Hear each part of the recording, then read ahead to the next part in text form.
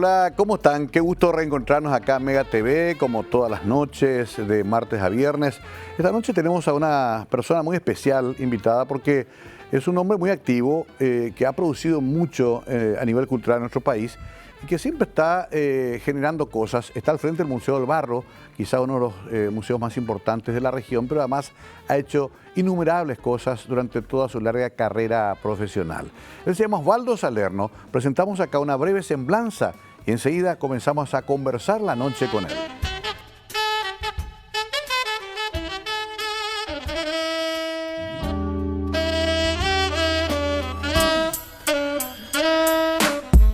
Osvaldo Salerno nace en Asunción en 1952, realizó estudios de arquitectura en la Universidad Nacional de Asunción, así también se especializó en Paraguay, España, Argentina y Estados Unidos.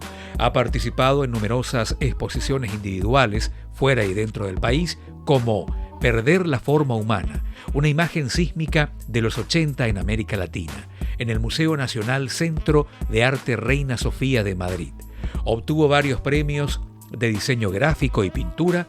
Su obra se encuentra representada en museos y colecciones de España, Irán, Argentina, Perú, Brasil, Colombia y Paraguay. Por Latinoamérica, fue vicepresidente del Consejo Mundial de Artesanías. Artista visual, diseñador gráfico y promotor cultural, actualmente se desempeña como director en el Museo del Barro.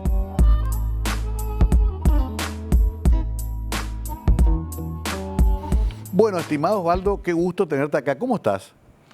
Estupendo de volver a verte entero, porque en algún momento creo que coincidimos en algún proyecto cultural de la noche. Cierto. Y te volví a ver después de mucho tiempo. Sí, siempre te veo en las redes. Últimamente pues nos vemos todo en el espacio virtual, ¿verdad? ¿Qué postea Osvaldo? ¿Qué postea fulano? Por ahí es la relación ahora. Y bueno, por ahora acá estamos en vivo, en directo, y también me alegra mucho tenerte acá. ¿Qué tenés en el cuello? ¿Qué es? ¿Una especie de talismán? No, son unos dientes de mono de una comunidad indígena del Paraguay, los H. Guayaquí. Mira vos, qué lindo, qué lindo. Sí, ya te digo que me llamó la atención. Yo dije, ¿será que trajo una especie de antimufa, Osvaldo? La verdad que te conozco hace tantos años y admiro tanto tu carrera, Osvaldo. Ustedes comenzaron muy jóvenes a generar una especie de rebelión o revolución dentro del arte local, en artesanos, las cosas que hacían, Ricardo, Ticio, una cantidad de gente que como que revolvió todo el ambiente, que era muy pacato, que era muy formal. Ustedes hicieron algo muy interesante. Eso habrá sido a principios de los 70, ¿no? Sí, creo que 72, 73, una cosa así. Ajá, que tenía Sí. 20 años. Por ahí, por ahí. Sí, Un sí, pibe. sí. Casi. Pero lo que pasa es que nada se trazó con una brújula, nada se Ajá. movilizó con un proyecto, con un anteproyecto. Un poco era el anhelo del camino, el anhelo de... E incluso de vivir otra atmósfera. Los 70 fue un año muy, muy oscuro, muy fuerte del electronismo acá en Paraguay. Y entonces uno buscaba otro oxígeno. Y a veces inventaba escenas. Para mí el Museo del Barro, que se crea hacia fines de los 70, fue como una necesidad, no una responsabilidad. Te diría, fue como una necesidad de crear un ambiente respirable. Qué interesante esa definición, porque claro, podría decir, no, era un movimiento, fue una especie de pensamiento colectivo, pero era más que nada las ganas de ser libre en un momento muy opresivo, ¿no? Así mismo. Devino un pensamiento colectivo, o sea, Claro. 6 personas, 10 personas son ya un colectivo, pero yo te diría que fue empujado también por ese clima cerrado, oscuro, lluvioso, como diría Joaquín Sabina, del tiempo de Franco. Y bueno, la cosa fue moviendo su propio cuerpo hasta que vaya tomando el cuerpo que tiene hoy, que sí, es un cuerpo también difícil de manejar porque primero es un cuerpo adulto. El cuerpo adulto es un cuerpo que necesita cuidado, mantenimiento, hasta medicación, te diría. Pero el gusto de contar con eso y sentir su sustentabilidad, también es una cosa que a uno le da mucho sentido. Pero además, Osvaldo, creo que también formaba parte de otros frentes de batalla. Había también un teatro bastante innovador que hacían Atuñé y compañía. Sí, Atuñé, Tiempo Billo. Tiempo Ya que Billo, le citaste sí. a Ricardo Migliori, sí. Sí. Que es como para mí mi hermano menor, aunque haya nacido antes. Tiempo Billo estaba él. ¿Perdón? Tiempo Billo estaba él. Tiempo Billo, Sí. él había creado con 3 compañeros y colegas, porque eran todos de arquitectura. La Facultad de Arquitectura, donde vos también asististe También, un tiempo España después, y Perú. era un hervidero también de Sí. creatividad y de ganas de hacer otro mundo. Y te diría que con Ricardo Migliorisi, cuando terminamos la universidad, pero no presentamos la tesis, hicimos juntamente con mi hermana Marta, que es la madre de Susana Salerno, recién Sí, me hablabas de estaba ella recordando. como amiga tuya, hicimos una pequeña galería en un garaje. Y esa galería hoy tiene 42 años y estoy yo al frente. ¿Esa es fábrica? Esa es fábrica. Qué increíble, ¿no? ¿42 años? Sí, tiene Qué 42. En este momento te diría la galería de arte más antigua que hay en este país. Eso iniciaron vos y Ricardo Y mi hermana, y Marta. que también estudiaba arquitectura. Y ella sí terminó la Facultad de Arquitectura y hizo la tesis. Yo no hice hasta 40 años después. Te tomaste tu tiempo. Claro, el formalismo más que nada ya la tesis, ¿no? Es el... Pero es nada menos que Claro. el cartón que te habilita, Exacto. Mario. Es el Exacto. cartón. Pero ojo que recién me decía fuera de cámara que ya en el 77 aproximadamente te fuiste a España, como un viaje iniciático. Sí, fue una beca en ese momento se llamaba Instituto de Cooperación, fue una beca que me llevó 6 meses a Madrid para desarrollar una obra. Es como lo que hoy llaman residencia, Claro. o sea, en el lenguaje más contemporáneo. Y había que producir una obra para exponer en 2 sitios de España. Y bueno, eso me llevó a una España post-franquista. Franco había muerto 2 años atrás. Pude vivir lo que fueron las elecciones del año 77, que ganó un partido de centro. Pude vivir la incorporación del Partido Comunista en España. O sea, para mí era un escenario otro. Nunca me imaginé que podía haber vivido eso. Claro. Te diría incluso que la experiencia fuerte de ese tiempo fue fundamentalmente la posibilidad de ver los museos en vivo y en directo. ¿Por qué? Poder ver, qué sé yo, las meninas del Velázquez, poder ver 20 Goyas reunidos en un mismo museo y poder vivir la España de ese tiempo del despertar de toda España.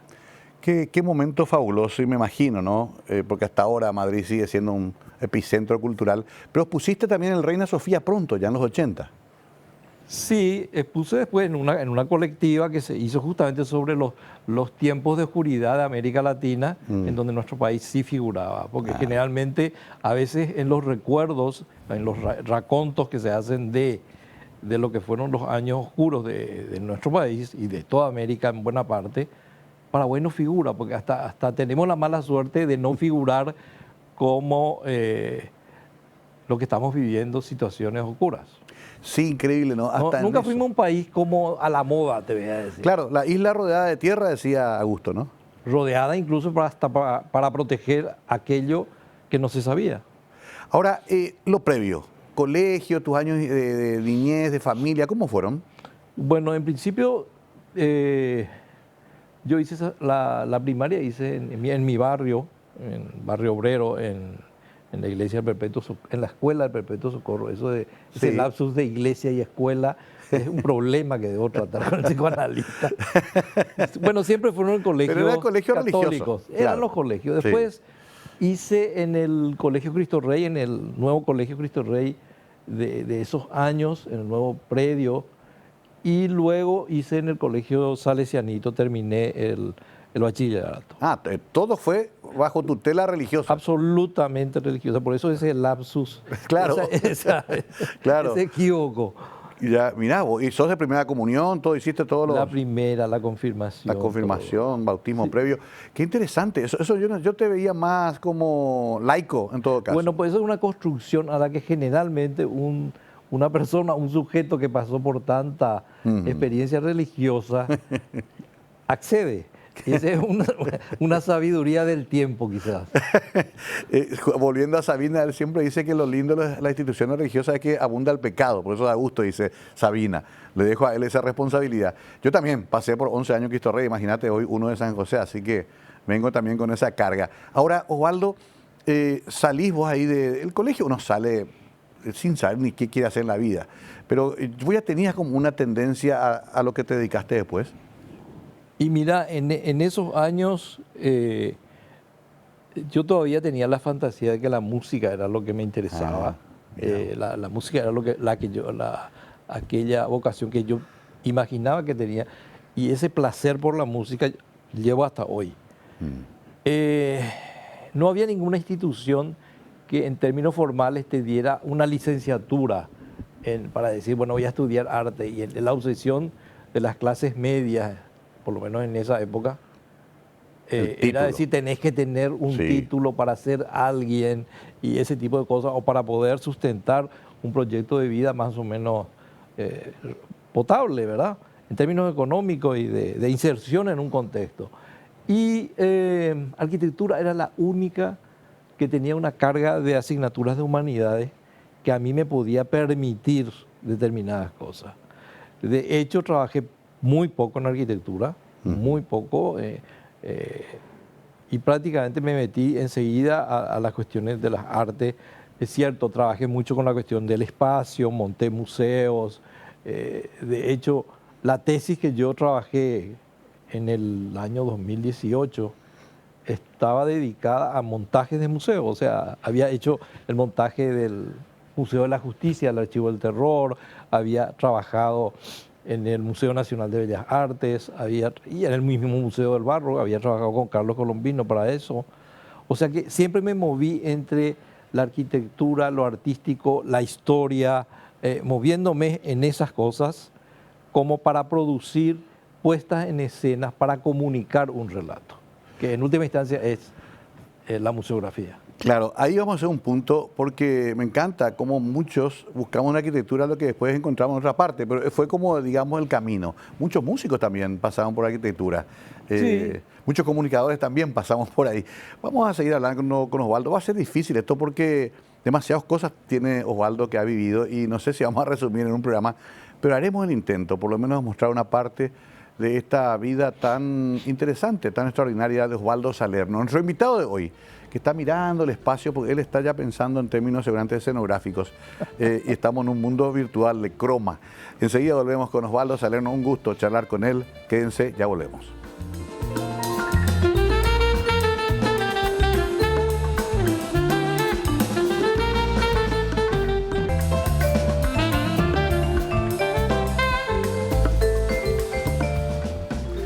Me quedé pensando en el Salerno que soñaba ser músico y lo vinculé rápido con sus parientes músicos, los Salerno primos, como Poncho y Nene, que son mis amigos también, y que sí, ellos hicieron música profesionalmente, ¿no? O sea, había por lo visto algo ahí en los genes de los Salerno, o no sé si lo de tu mamá también puede ser, que te llevaban la música, o la música también era nomás luego el arte que nos atraía a todos, Osvaldo.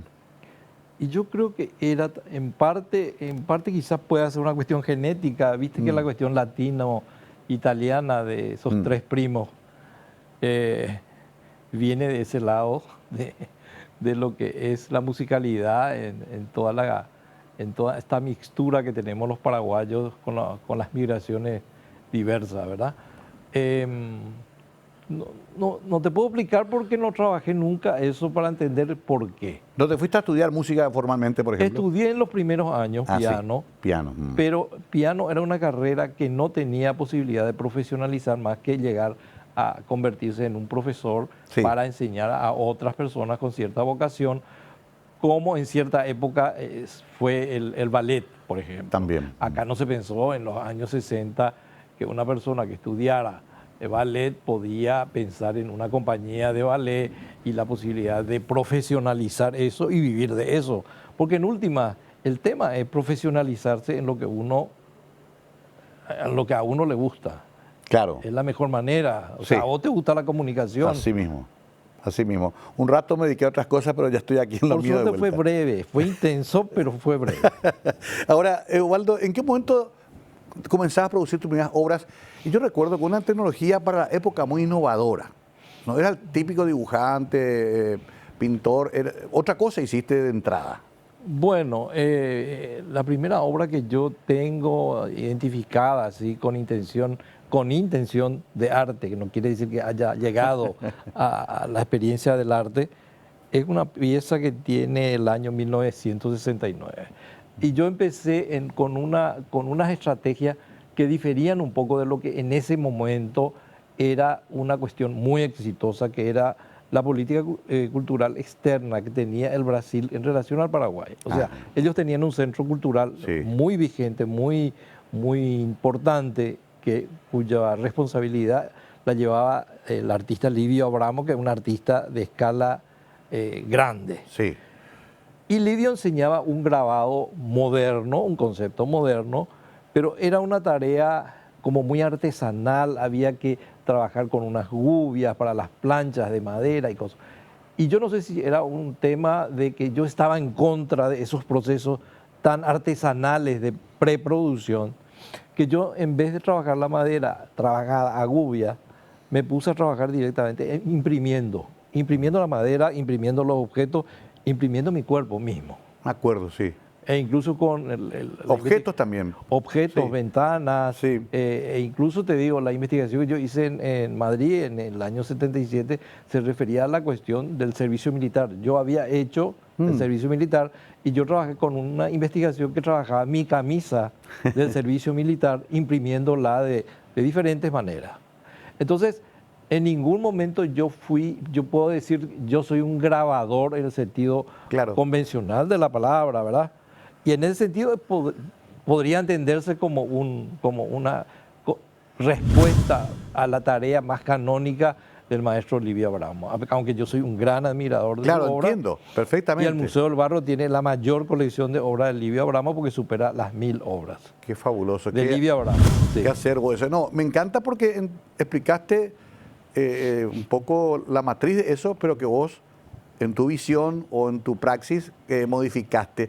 Ahora, ¿cómo hacías? Porque no había en esa época la tecnología que hay ahora. ¿En dónde metías la camisa para imprimir? O una biela, me acuerdo, tapa motor, eran cosas así muy... ¿Cómo hacías? Mira que era mucho más precario de lo que vos imaginás. Primero era con tinta tipográfica de imprenta. Sí. Segundo, y te voy a decir, en esos años yo trabajé con mi cuerpo, yo me entintaba con tinta. Así como Cuerpos pintados. nos habíamos maquillado un ratito antes de entrar acá. Yo me entintaba con tinta tipográfica y me sacaba luego con querosén. Qué bárbaro. O sea que cuando me entintaba tenía que sacar 20 copias o 20 composiciones con las huellas que dejaba el cuerpo. Entonces, por eso que te digo que es más precario, es como una cuestión indicial, como las fichas policiales. O sea, Claro. un poco se vincula sin querer a ese mundo del control, del hipercontrol, del sistema de dejar tus señas identitarias Sí. que están justamente en las huellas digitales, por ejemplo, o tu ADN. Y a eso le daba color también. No, Era- en general no. En un momento trabajé con pintura, en un momento, pero tomé también un tema de carácter político, que eran los grafitis políticos que se pintaban en las calles y que pintaban escribiendo reclamos y cosas y que al amanecer aparecían censurados por otro equipo directamente de la policía para ocultar la palabra que ahí se había instalado. Ujú. Bueno, comenzaste y desarrollaste esa técnica. Una época. Sí. Sí. Y después pasé una temporada de silencio también, de imposibilidad de proponer algo, hasta que me metí de lleno en el tema de instalaciones, que me vinculó mucho al trabajo de lo que se llama la museografía. Ujú. Entiendo. ¿Teatro llegaste a hacer escenografía también? Mira, hice un set de televisión. Ah, mira vos.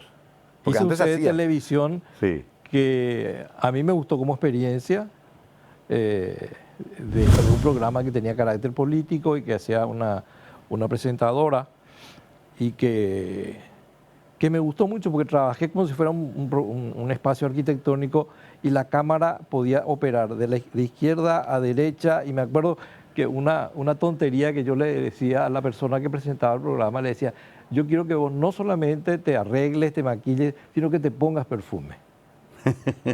Entonces, ¿Quién era, te acordás? Sí, me acuerdo absolutamente porque estaba vigente. Ella Ajá. era Menchi Barrio Carnal. Mirá vos, Menchi Barrio Carnal. Y me acuerdo que decíamos, bueno, el piso, vamos a poner una imitación de parquet. No, vamos a poner de parquet. De parquet. Si vamos a poner el fondo de mármol, va a ser de mármol. ¿Qué era, el ojo? Era el ojo. Claro, aquel programa histórico. Sí, un programa histórico. Sí. Y para mí fue una experiencia nueva, linda. Yo me acuerdo que Oscar Acosta venía y miraba así como yo operaba y le decía, hoy la silla vamos a poner acá. El color de tu vestido vamos a cambiar. O sea, me metía un poco en la visualidad de toda la cuestión.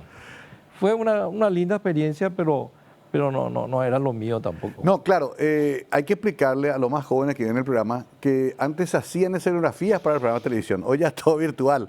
Y se convocaba yo me acuerdo, tuvimos un noticiero donde hizo Pindú, por ejemplo, la escenografía. Sí. Rubén Milesi, había una cantidad Pero te digo, había un programa de Pelusa Rubín Sí. que lo había hecho Pindú y que era, vos te ibas al set a mirar y era papel arrugado, manchado, Sí. y veías después en la pantalla y eso era otra cosa. Sí, era una época muy linda y bueno, incursionaste, pasaste Más también. artesanal, diríamos. Claro, sí.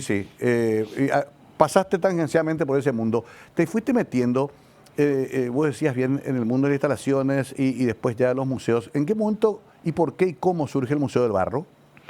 Bueno, el Museo del Barro surge un poco por iniciativa de Isan Gallet, que hoy está instalada en Areguá, tiene el Centro Cultural, Carlos Colombino y yo en el primer momento, Ajá. 1979. Y surge como un proyecto separado que ya llevó el nombre Museo del Barro desde el primer momento.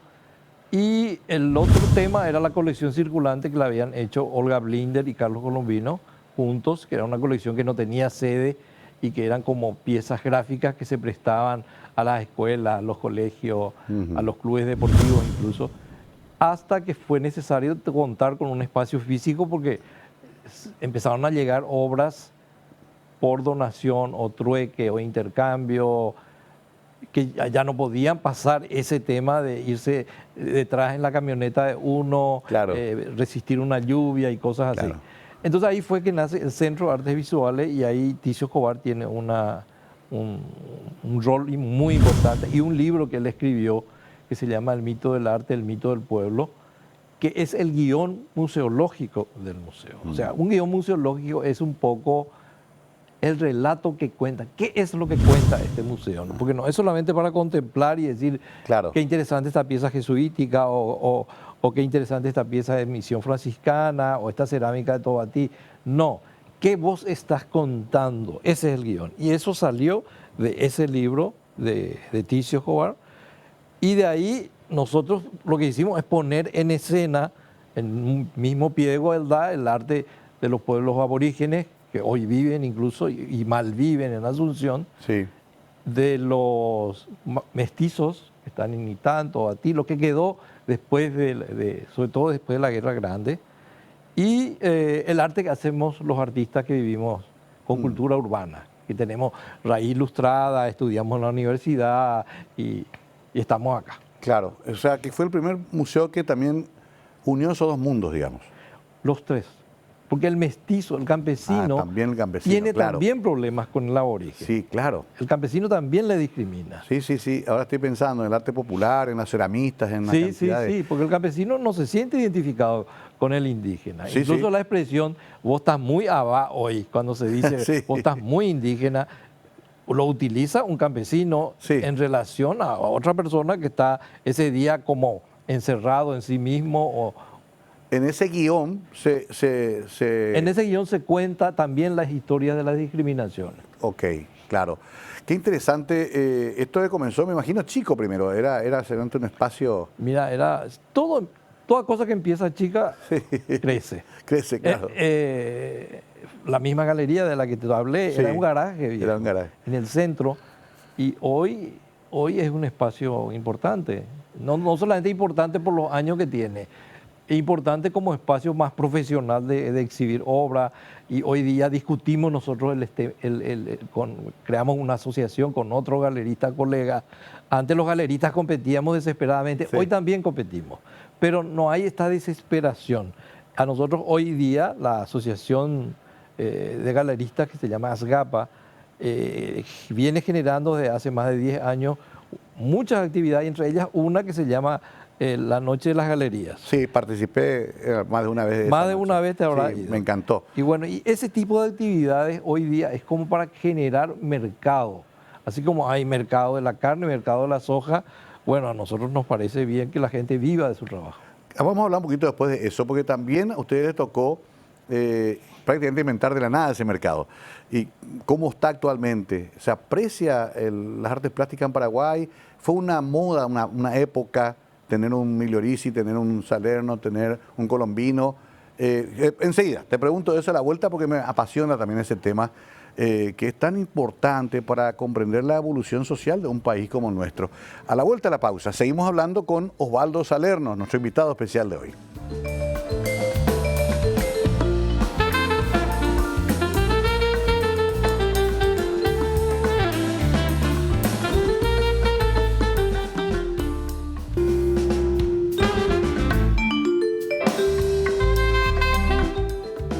Seguimos con Osvaldo Salerno, nuestro invitado de hoy. ¿Cómo te definen? Porque veo que en internet te ponen promotor cultural, te ponen arquitecto, por supuesto, artista plástico. ¿Vos cómo te definís, Osvaldo? Y apunto a ser profesional, apunto a que me identifique como un profesional, en el sentido de que mi trabajo sea respetado y mi trabajo reciba su paga.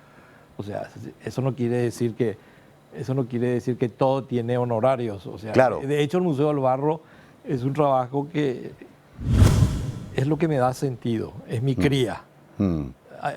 ¿Sos presidente del museo? Soy presidente de la fundación, De la fundación. ahora, de la fundación dentro de la cual funciona ese proyecto, te voy a decir. Pero no sé cómo te diría, me gustaría que me defina, sobre todo por cierta cuestión de calidad de mi trabajo, de trato con la gente. No suelo tener muy buena fama en ese aspecto, pero quizá, no sé, yo me siento bien. Claro, no, evidentemente, Osvaldo, ni dudemos de que ya con todo esto que fuiste haciendo y construyendo, tenés un prestigio ganado con total justicia. Ahora, que dejábamos pendiente al terminar el bloque anterior el tema de la construcción de un mercado consumidor de arte. ¿Ya lo tenemos en Paraguay? Mira, estamos pasando un tiempo muy complicado post pandemia que generó en muchos sectores de la producción, de la circulación de objetos, no solamente artísticos. Quizá la farmacia, quizá los hospitales se beneficiaron, sobre todo la explotación privada y comercial de esos sectores.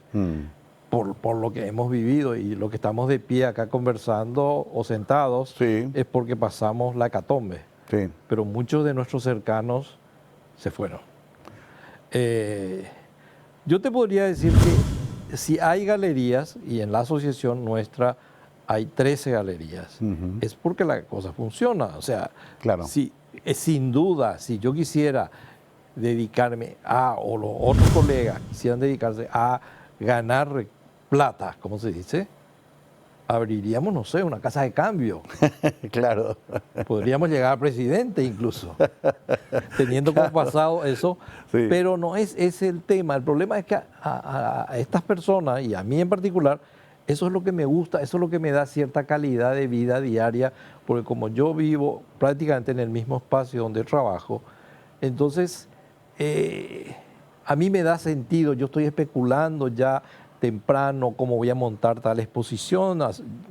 En mi galería se hacen 11 exposiciones al año, o sea que mientras estoy montando una ya estoy imaginando la otra, ya voy agendando para el año que viene otras. Y yo trabajo con un arte que no siempre es comercial, porque a mí me interesa no solamente aquellos nombres que citaste, que son ya más consagrados y que de artistas que ya no están, como Ricardo Migliorisi, Carlos Colombino, Olga Blinda, Eddie Jiménez, Germán Guyari. O sea, hay mucha gente nueva que incluso está formada académicamente por la universidad y tiene licenciatura, que se está abriendo paso en... Claro. Entonces, quizás lo que falta un poco es salir afuera. Como asociación de galeristas estamos intentando participar de ferias de arte como Arco, Arteba, Arteco, que participamos 2 veces ya en que es la Feria de Arte de Corrientes. Entonces, ahora el camino que estamos indagando es ese, el de poder sacar afuera. O sea, Paraguay cuando hizo su feria el año pasado participó de esta feria de, ¿cómo es que se llama esta ciudad? ¿En Dubái? Dubái. Sí. Lo que fue mostrar justamente el país, primero que existe ese país y segundo qué cosas tiene. Y bueno, ese tipo de cosas quizás estamos apuntando ahora, a poder participar de ferias internacionales que son los ámbitos que te da el mercado para dar a conocer. Ahora, vos que sos arquitecto, casi colega soy tuyo, porque siempre a uno le gusta, aunque sea interpretar las formas y los procesos urbanísticos. Habiendo existido un boom arquitectónico tan grande en Asunción en los últimos 30 años, ¿eso también se reflejó sobre el arte o no tanto? A ver, voy a ajustar más mi pregunta, que es bastante ramplona. De tanta inversión en ladrillos, en cemento, en departamentos, en grandes oficinas corporativas, hay ejes nuevos, pero de millones de dólares en inversión. ¿Eso también derramó algo hacia el arte, generando objetos que se necesiten para, aunque más no sea, esta palabra es terrible, pero la voy a decir, decorar? Bueno, mira, vos hablas de 30, yo te aumentaría un poco más. El periodo de la construcción de Itaipú generó unos salarios en los profesionales que trabajaron ahí, que generó en ellos, al cotejarse con sus colegas del otro lado de la frontera, porque esto era una sociedad, es una entidad binacional, Sí. Modelos de vida que hicieron que se construyeran, sobre todo viviendas, oficinas, de acabado especial y caro. Sí. Luego, las otras construcciones, las más recientes, tienen que ver con otro esquema económico que se viene dando. Yo tengo entendido, pero no estoy recordando, no sé si la memoria está fallando o es una fantasía mía, que de todo, cuando se habla de hacer un edificio de determinada inversión, hay un porcentaje que tiene que ser dedicado a una cuestión como de contemplación ¿cómo te diría? Generosidad hacia el espacio público. Okay. O sea, que pueda tener una escultura, que pueda tener un edificio de viviendas, por ejemplo, un edificio de departamento o un edificio de oficina que tenga en el hall de entrada, por ejemplo, una serie de piezas de artistas locales hasta determinada cifra. Sí. O que tenga un trabajo de jardinería en el espacio público que sirva para ofrecerse, no para ir a arrancar la planta, claro, ¿verdad? ¿Me entiendo. entendés? Creo que eso existe, o existió un proyecto y nunca se terminó, pero eso hubiera sido un importante canal para poder hacer circular lo artístico. Conozco esas iniciativas en otros países, de hecho está legislado. Acá siempre estamos ahí entre el sí y el no, o se legisla, pero de una manera que no es tan obligatorio. Ahora me acuerdo nomás ahora que dijiste, hay edificios antiguos de Asunción que tenían murales o mosaicos de Julián de la Herrería, por ejemplo, ¿no? Sí, hay el IPS, por ejemplo, un edificio público, tiene un mural de Josefina Pla y la Teresa Parodi. El Teatro Municipal tiene en el hall 2 trabajos de cerámica, el Emergencias Médicas tiene también. Sí. O sea, quiere decir que en un momento el propio Estado apostó por eso. Apostó por la inclusión de ese tipo de cosas. Hoy día no. No hay... Hoy día yo te puedo decir, que si vos compras una obra de un artista determinado que te interese y que tenga cierto valor de inversión, y esa pieza va a seguir costando o lo mismo o va a incrementar. Pero vos te compras un aire acondicionado y 2 meses después el aire acondicionado, aunque funcione perfecto, ya no vale lo que te costó. Claro. Ya es de segunda mano en 2 meses después. Sí. Entonces, comprar arte de alguna manera es una forma de inversión. No, para mí comprar arte no es por inversión, para mí es Claro. primero por contemplar. Pero si lo vemos en términos de mercado. Si lo vemos incluso en términos de mercado, es. Sí, claro. Por eso existe. Por eso existen los remates, Christie, Sotheby's. Claro. No El rematan mundo solamente funciona así. autos, sino Sí, rematan piezas de ¿cierto? arte. O aire acondicionado, no he visto que se O remate nunca. aire acondicionado. No, qué interesante eso. Creo que algún sector lo está comprendiendo, Osvaldo, porque creció ese mundo de los coleccionistas y de gente que invierte también en arte. Ahora, siempre se apuesta más por lo antiguo nomás. Sí y no. Conste que la gente más joven prefiere ambientaciones que puedan tener la presencia de un objeto hecho por un artista joven. Ajá. Es lo que yo vi últimamente, ya que yo no soy joven y apunto a todos los targets donde aparezca la posibilidad Claro. de hacer circular. Claro. Ahora, ahí también hay un problema con el sistema educativo de valorar más el arte en toda su dimensión. O sea, nos han enseñado eso en las escuelas y colegios antes poco y ahora creo que nada. Y mira, Mario, yo me acuerdo que yo me aplacé algunas veces a fin de año. Me iba al Colegio Nacional de la Capital. Sí, y el Colegio en Nacional febrero. de la Capital tenía un mural pintado por Olga Blinder del año 1957. Imagínate. Y el Colegio de lo que era el Colegio Nacional de Niñas. Estamos hablando de dos instituciones del Estado. Sí, oficiales. Entonces estaba presente. Por lo visto tiene que ver con una época. Claro, claro, claro. Eso es lo que creo que sí se perdió, ¿no? Eso no existe en el mismo Colegio Cristo Rey, a donde fuimos los dos. Sí. Yo unos años antes que vos. Es un edificio moderno hecho por el Estudio 4 se llamaba el estudio que había hecho el proyecto. En ese minuto era el proyecto más audaz de institución espacial. Y te diré incluso que fue la única institución donde yo me fui a encontrar una de las notas de regularización de alguna asignatura que me aplacé, todo digitalizado, cosa que en el Colegio Nacional no había, no estaba. Claro, claro. Y la Crucecita Milagrosa tenía una escultura tiene, De Germán de Gui. Germán Gullari. Claro. O sea que hubo antes sí un mayor apoyo quizás más institucional. Hoy hay que buscarlo más en el sector privado quizás. Hay mecenas en el Paraguay, después quiero hablar de eso contigo, tengo que hacer la pausa, sí es televisión, Osvaldo, pero qué interesante este mundo en el cual el artista, a ver, está todo muy bien, es muy interesante, es romántico, tienen vidas apasionantes, pero tienen que comer a fin de mes y pagar sus cuentas. ¿Cómo lo hace? Vamos a preguntarle a Osvaldo, que conoce mucho del tema también. Ya volvemos.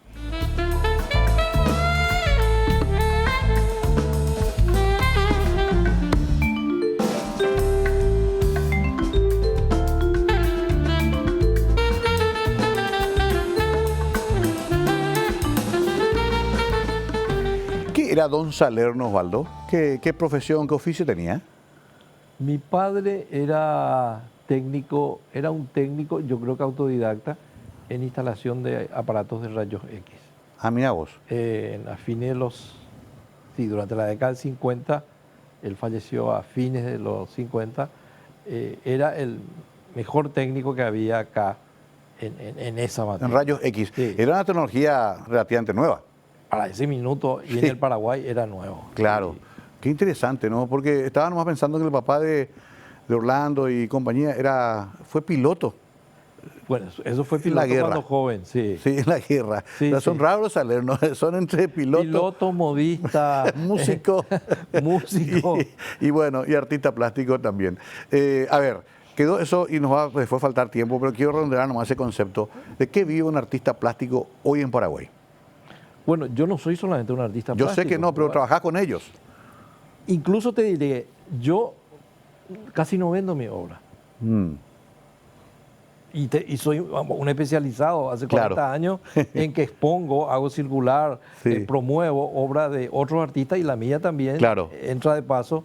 Pero yo no soy no tengo el talento para eso. Pero Ricardo, por ejemplo, todos quieren un Ricardo Migliorese en su casa. Bueno, pero Ricardo Migliorese en un momento dado decidimos separarnos después de Ajá. casi 20 años de estar juntos los tres Sí, con mi hermana, porque a Ricardo le era más rentable claro. trabajar como artista visual. Y bueno, una de las bocas de salida era mi galería, Claro.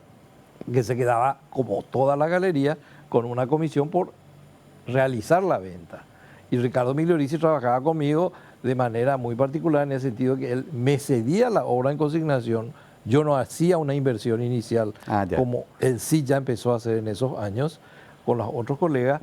Entonces yo tenía la obra de él en consignación, podía estar una semana o 2 años y cuando se vendiera, claro, yo tenía ahí una comisión como galerista. Entiendo.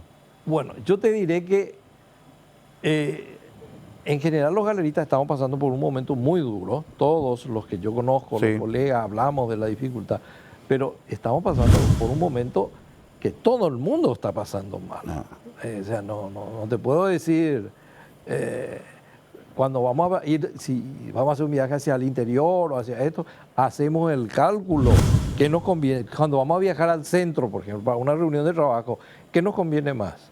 ¿Tenemos que irnos en taxi, en Uber o como sea, o preferimos irnos en nuestro auto, buscar un estacionamiento, pagar el estacionamiento, los riesgos que tiene el centro de Asunción? O virtual nomás ya. Sí, virtual, pero a veces lo presencial, ahora que podemos, es fundamental en una reunión y para cerrar un acuerdo, ¿verdad? Entonces, por eso que te digo, la gente que trabaja en esta pasión, porque para mí es una pasión, porque te diría, yo pondría una casa de cambio, primero informal, vendiendo en la esquina, y después me formalizaría. La gente no está, acá no hay obra artística que pueda costar $1 millón. Claro. Qué sé yo, el Museo Malva de Argentina compró un Frida Kahlo hace un tiempo, pequeñísimo así, un autorretrato en $1 millón y pico. O sea, acá no es que nadie va a pagar, no hay, alguien va a pagar por una casa $1 millón, claro, pero no por un cuadro. Bueno, me quedan 2 minutos y medio y quiero redondear esta charla un poco tirándote hacia unos nombres y que me des un concepto, un viejo juego periodístico. Carlos Colomino, ¿qué fue Carlos Colomino? Un gran artista y promotor de la cultura del Paraguay. ¿Ticio Escobar? Y Ticio Escobar es el intelectual de arte más importante que hay en la región. Mencionaste de paso, pero merece casi un programa aparte, Olga Blinder. Olga Blinder creo que más que artista fue una gran educadora y ella posibilitó formalizar a nivel universitario el estudio de arte. Y por último, Osvaldo, vos. Tuvieran que escribir no quiero decir epitafio todavía porque estamos muy jóvenes todavía, pero ¿cómo te gustaría ser recordado? Me gustaría ser recordado. No sé cómo, pero me gustaría ser recordado. Por esa famosa historia que hay de que uno se muere 2 veces. Se muere cuando el cerebro se va y se muere cuando te olvidan. Pero te veo bien y pleno. ¿Estás en una buena etapa de tu vida? Sí. Te digo tranquilo, sereno. Sí. Ya no tan enérgico como antes, pero me parece que te veo en una etapa de tu vida que ya te das cuenta que hiciste mucho. Sí, hice mucho, pero me gusta seguir haciendo mucho. No me da el cuero para muchas cosas. Tengo que hacer siesta, por ejemplo. Bien, y lo último de lo último, tocaste el tema de la música y pasaste de largo y no puedes no decirme qué es lo que escuchás normalmente. Y escucho música de los 80. ¿Sí? Y escucho mucha música erudita clásica. Me interesa mucho Bach, me interesan mucho los barrocos y la obra de piano, que me queda como una asignatura que ya no se cumplirá, también escucho mucho Chopin, Liszt, toda la música romántica, Satie también, en algún momento que quiero desmontar un poco la escala diatónica. Y eso, escucho siempre música. No te privas de nada, todo lo que citaste es... Y vino también, escucho. Eso produce otros sonidos. Bueno, disfruté mucho, Osvaldo. Esto siempre es tratar de hablar un rato con una persona que consideramos amiga, pero que además admiramos. Yo tengo el concepto y mucha gente que está viendo de que fuiste un gran protagonista de la evolución cultural de este país. Así que gracias por eso. Gracias a vos. Osvaldo Salerno, nuestro invitado hoy. Por lo menos una partecita de su historia la contábamos para que quede acá como un testimonio de una época. Eso es un poco también el objetivo de este programa. Gracias por acompañarnos. Tengan muy buenas noches.